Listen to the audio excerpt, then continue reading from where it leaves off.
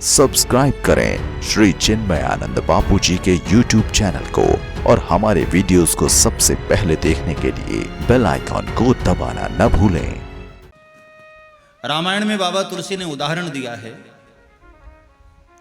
गगन चढ़ई रज पवन प्रसंगा, गगन चढ़ई रज पवन प्रसंगा, गगन चढ़ई रज पवन प्रसंगा, गगन चढ़ई रज पवन प्रसंगा, गगन चढ़ई रज पवन प्रसंगा, गगन चढ़ई रज पवन प्रसंगा, गगन चढ़ई रज पवन प्रसंगा, गगन चढ़ई रज पवन प्रसंगा, कीचहि नीलहि नीच जल संगा,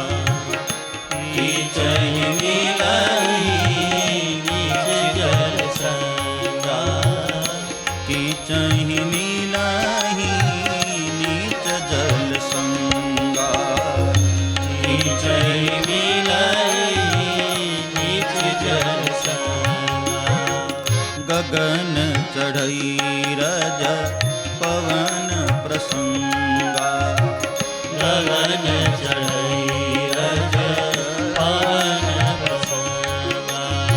पवन के प्रसंग से, पवन की संगति से रज आसमान में उड़ जाता है। ये प्रत्यक्ष उदाहरण है। तेज हवा चलती है तो हवा के संग से मिट्टी भी उड़ जाती है, ऊपर उठ जाती है। और वहीं जल की संगति कर ले तो कीचड़ बनकर के जमीन पर ही रह जाता है। जिसको ऊपर उठना हो किसी भी क्षेत्र में, उसे अच्छी संगति करनी चाहिए।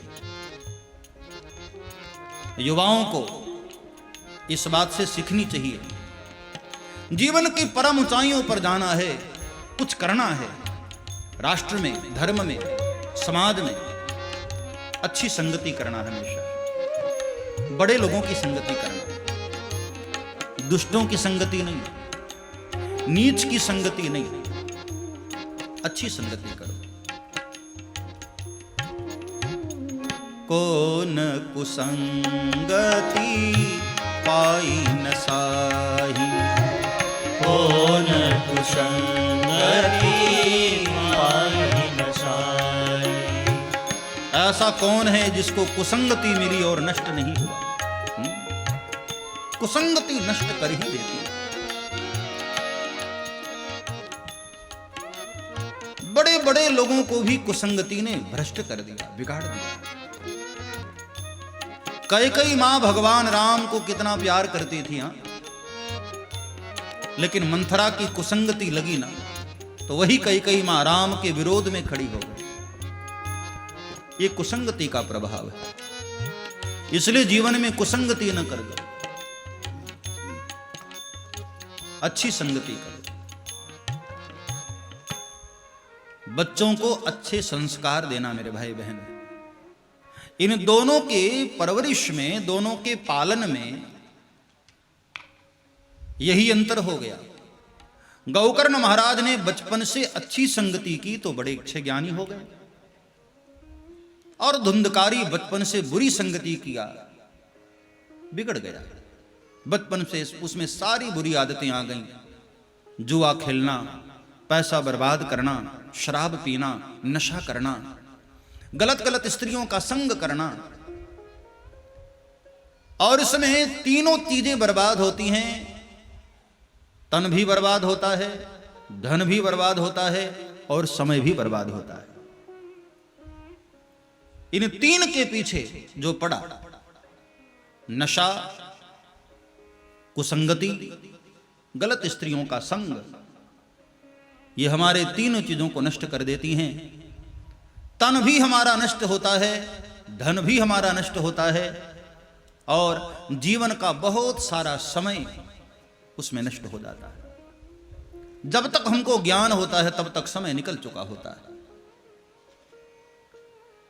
अब हुआ ये कि धुंधकारी जब बहुत पैसे बर्बाद करने लगा तो एक दिन पिता ने उसको बुलाकर डांट लगाई कि बेटे क्या कर रहे हो, मैं ब्राह्मण हूं, लोगों के यहां पूजा पाठ करता हूं, लोग श्रद्धा से हमको पैसे देते हैं, ये नेक कमाई है हमारी, और उसको जुए में बर्बाद कर रहे हो। पिता ने थोड़ा ज्ञानोपदेश क्या दिया,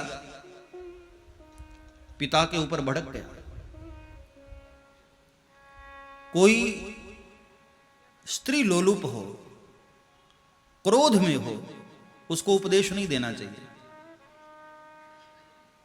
क्रोध ही समकाम ही हर कथा, ऊसर बीज वय फल जथा। क्रोधी के सामने भगवान की कथा नहीं होती।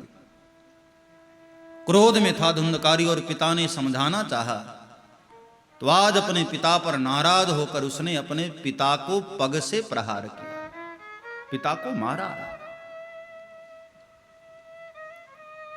आत्मदेव को बड़ा कष्ट हुआ, बहुत दुख हुआ। एक वृक्ष के नीचे बैठ करके रो रहे थे। एक महात्मा ने उनको कहा था, जब बच्चे नहीं थे ना, महात्मा ने बहुत समझाया था कि देखो आत्मदेव बेटे, अभी तुम सुखी हो, ये बच्चों के झंझट में न पड़ो। राजा सगर को 60,000 पुत्र थे, क्या कर लिया? उन्हीं 60,000 के चक्कर में कितना कितना झेलना पड़ा परिवार को। अच्छा है तुम सुखी हो। आत्मदेव ने वो महात्मा की बात न मानी थी। आज महात्मा की बात याद आ रही है, आंख में आंसू आ रहे हैं। कभी कभी किसी महापुरुष का ज्ञान हमें बाद में समझ में आती है। जब समय निकल चुका होता है तब हम सिर्फ रोते हैं बैठकर, पछताते हैं। आज आत्मदेव रो रहे थे बैठकर। महात्मा ने बहुत अच्छी बात कही थी, मैं माना नहीं। आंख में आंसू बह रहे थे। तब उनके बड़े पुत्र वहां पधारे, गौकर्ण महाराज आए। गौकर्ण महाराज ने अपने पिता को रोते हुए देखकर बहुत अच्छा ज्ञानोपदेश दिया। कहा पिताजी, इस घटना से आपको शिक्षा लेनी चाहिए कि दुनिया में कोई संबंध अपना नहीं होता। अभी भी जाग जाओ पिताजी। सब्सक्राइब करें श्री चिन्मयानंद बापू जी के YouTube चैनल को और हमारे वीडियोस को सबसे पहले देखने के लिए बेल आइकॉन को दबाना न भूलें।